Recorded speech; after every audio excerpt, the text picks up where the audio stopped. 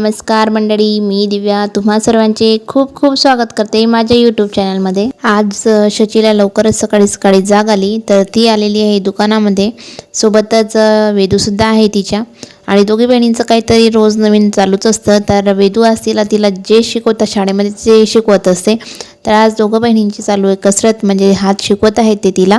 तर 1 2 1 2 करून सुरू आहे दोघींचं। कसं तरी तुला दुकानातून घरी पाठवलं, अंघोळ वगैरे केली आणि गावात एक माणूस आलेला होता बास्केट विकणारा। तर काकूंनी मम्मीला सांगितलेलं होतं की माझ्यासाठी घेऊन ठेव जा बास्केट। तर मम्मींनी काकूसाठी बास्केट घेतली तर बाईलाच ती बास्केट आवडली आणि बास्केटमध्ये जाऊन बसलेली आहे आणि उतरायचं नावसुद्धा घेत नव्हती। तरी गणेशने तिला खूप खेळवलं, तरीसुद्धा बाई काही उतरायचं नाव घेतच नव्हती। जसं जसं तिला उतरायचं म्हटलं तसं जास्तच मस्ती करत होती आणि मला याच्यातच बसू द्या, खेळू द्या असंच चालू होतं।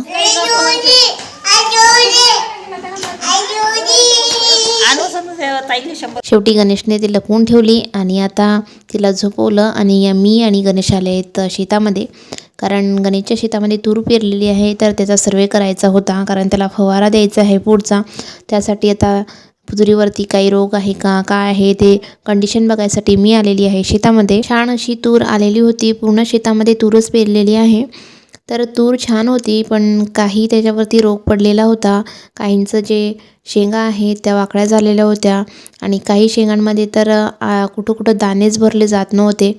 तर असं त्यामध्ये प्रॉब्लेम चालू होता आणि तूर शेवटी म्हणजे उशिरा लागवण झाल्या कारणाने काही ठिकाणी फुलं होते तर काही पापड्या होत्या तर काही भरलेली होती। एवढंच नाही तर त्या तुरीला एक प्रकारे झपाटल्यासारखं झालेलं होतं। पूर्ण जे तूर आहे त्या सुकून येत होत्या। ह्या बघा, आपण बघू शकतात हे जे पिवळसर कलरचं झाड आहे तर ते पूर्ण तुरीच्या झाडाला लपटलं जायचं आणि पूर्ण तूर जे आहे ते सुकून जायची। तर पूर्ण झाड त्या पिवळ्या पूर्ण जे झाड आहे नवीन, तर त्याला खालून मूळ दिसत नव्हते, फक्त वरती ते पसरलेलं दिसत होतं तुरीच्या झाडांवरती। तर पूर्ण झाड ते पूर्ण जाळून टाकायचं। तर असं ते ठिकठिकाणी, म्हणजे पूर्ण शेतात तर नव्हतं पण ठिकठिकाणी असं झालेलं होतं। 5-7 ठिकाणी तरी आम्हाला तसं दिसलं असतं। अक्षरशः एका पाठोपाठ असे 5-6 झाडं त्यांनी खाऊन टाकल्या टाईपच झालेले होते, पूर्ण असं सुकून गेलेले होते। उभे पूर्ण झाडं असे सुकलेल्यासारखे होते। हे बघा, आपण बघू शकतात की पूर्ण जो ते वेल टाईप होतं ते पूर्ण तुरींवर आलेला होता। पूर्ण जे तूर आहे ते पूर्ण खाली झुकून गेलेली होती त्याने आणि सुकत चाललेली होती। काही ठिकाणी तर खूपच फुलोर पडलेला होता, चांगला असा फुलोर आलेला तुरीला आणि तो पूर्ण सुकून खाली पडलेला होता। तर तेच नाही तर काही म्हणजे मागचा थोडासा भाग होता त्यामध्ये अळीचा सुद्धा प्रादुर्भाव त्यावरती झालेला होता। हे बघा, आपण बघू शकतात की एकाच झाडामध्ये छान 2-3 कड्या आहेत त्या छान आहेत आणि 1-2 शेंगांमध्ये अळ्यासुद्धा आहेत। तर अळी तर काही दिसली नाही पण अळीचा प्रादुर्भाव आहे हे त्यामध्ये दिसून येत होतं। एवढंच काय, तर हे बघा, आपण बघू शकतात काही शेंगांमध्ये जे 4-5 दाणे असतात त्यापैकी फक्त 3 दाणे होते आणि 1 दाणा पूर्ण त्यामध्ये सुकून गेलेला होता। आणि नंतर अजून एक झाड दिसलं, त्यामध्ये वाकड्या शेंगांचा प्रादुर्भाव होता। पूर्ण जी शेंग आहे ती सरळ न होता वाकडी होऊन जात होती, ज्यामुळे वाकडी जर झाली तर त्या ठिकाणी जे वाकते तिथला तो 1 दाणा कमी होतो आणि जे उत्पादन आहे ते घटतं। पूर्ण शेताचा सर्वे केला, त्यामध्ये 4-5 पॉईंट मला त्यामध्ये नजरेस पडले। त्याचे काही फोटो व्हिडिओज मी घेतले आणि त्यानंतर आता आम्ही घेणार आहोत शेंगा। जिथं जाड अशा शेंगा होत्या त्या आम्ही तोडून घेतल्या, कारण घरी जाऊन भाजी करायची किंवा उकडून शेंगा खायच्या याची मजा काही वेगळीच असते आणि स्वतःच्या शेतांमधल्या शेंगांची मजा वेगळीच असते। तर छान अशा जाड आणि हिरव्या शेंगा मी तोडल्या। त्यानंतर गणेशने देखील मला शेंगा तोडण्यात मदत केली। तर त्याला थोडा कंटाळासुद्धा येत होता तोडायचा, कारण त्यामध्ये कसं होतं की पूर्ण शेंगा भरलेल्या नसल्या कारणाने एक शेंग तोडावी लागत होती। पण काही ठिकाणी छान भरलेल्या होत्या तर तिथं डायरेक्ट तो जाऊन पूर्ण ओरपूर्ण जाणत होता। तर असं त्याने पण छान अशा शेंगा तोडल्या। शेंगा तोडता खाण्याचा मोह काही आवरला जात नव्हता। तर 1-2 शेंग तोडायची, 1 खायची, 2 टाकायच्या, असं करत आम्ही थोड्याशा शेंगासुद्धा खाल्ल्या रस्त्याने। आणि आता सर्व शेंगा वगैरे घेऊन आम्ही निघालो आहेत घरी. गणेशचं जे हे शेत आहे ते गावापासून खूप लांब आहे, म्हणजे दुसऱ्या गावच्या हद्दीमध्ये येतं. तर हाता म्हणून गाव आहे आमच्या गावाजवळ, त्या हद्दीत हे शेत होतं. तर तिथून रस्त्याने येता येता भट्टासुद्धा लागतो, म्हणजे विटीचा भट्टा होता तिथं. तर तिथं विटा वगैरे थापल्या जातात, विटा तयार केल्या जातात. तर ते बघून आम्हीसुद्धा आता मी आलेली आहे वीट कशी तयार होते हे बघण्यासाठी. तर आम्ही आता उतरलो, तर इथं खूप साऱ्या विटा बनवण्या चालू होत्या. 5-6 ग्रुपने माणसं बसलेले होते, माणसं बाया, आणि ते विटा थापत होत्या. म्हणजे साचा होता एक प्रकारचा, त्यामध्ये साच्यामध्ये माती भरायची आणि म्हणजे मातीचा गोळा होता तयार करून ठेवलेला, तो साच्यामध्ये टाकायचा आणि त्यानंतर मग एक माणूस नेऊन ते टाकून द्यायचा तिथं. त्या साच्यातून एवढ्या छान अशा त्या विटा दिसत होता. जो साचा होता तो 2 विटांचा होता. एकाच टाईमला 2 विटा ह्या थापल्या जात होत्या. लोखंडाचा साचा होता, एकाच टाईमला 2-2 विटा बनवल्या जात होत्या त्या साच्याने. आपण बघू शकतात किती छान अशा विटा दिसत आहेत.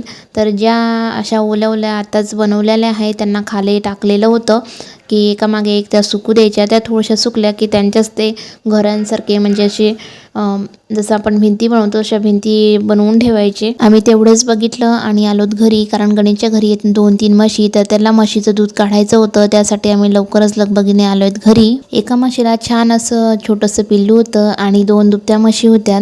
तर आता या 2 म्हशीचं त्याला दूध काढायचं होतं. तर मी तरी म्हशींच्या व्हिडिओ वगैरे घेत बसली, पण ते येताबरोबरच लागला कामाला. त्यांनी आधी म्हशीचं अलप वगैरे बनवलं आणि आता दूध काढत आहे. चला तर मग तो त्याचं काम करत आहे, मी सुद्धा जाते घरी. तर घरी आली, फ्रेश वगैरे झाली आणि ज्या शेंगा आणलेल्या होत्या त्या शेंगा आता उकळून घेते.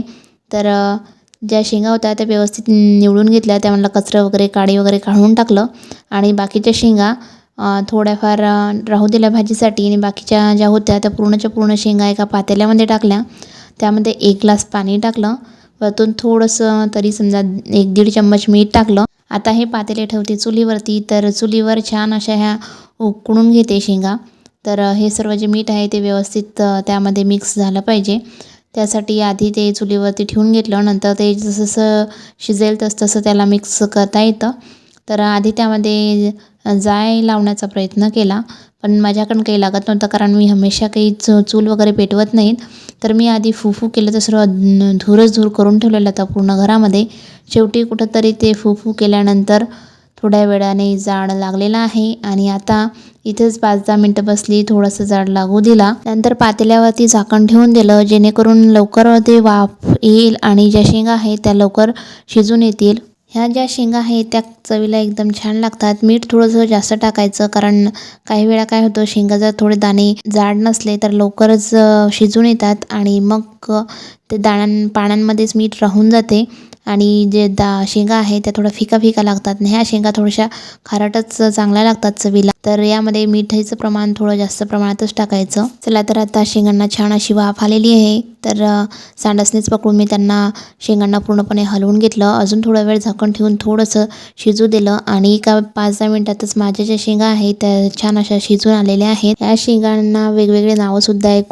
कोणी वाफाळलेल्या शेंगा म्हणतं, कोणी उकडलेल्या शेंगा म्हणतं, तर कोणी मिठ्ठू, पोपट असे सुद्धा याचे नाव आहेत. नाव काही असो, शेंग तर एकच आहे आणि चवीला सुद्धा छान लागते. तर चला आता मी या शेंगा खाते. थोड्याफार शेंगा खाल्ल्या, तर तेवढ्यात शेजारची मुलगी आली. तिचं लग्न ठरलेलं आहे, तर काल ती कपडा घ्यायला गेलेली होती. तर तिने छान असे कपडे आणले, तर तिने मला बघण्यासाठी बोलवलेलं होतं. तर चला आता मी आली तिच्या घरी. तर हे बघा किती छान अशी साडी आहे तिची. तर ही जी पिवळ्या कलरची साडी ही तिने हळदीसाठी घेतलेली आहे.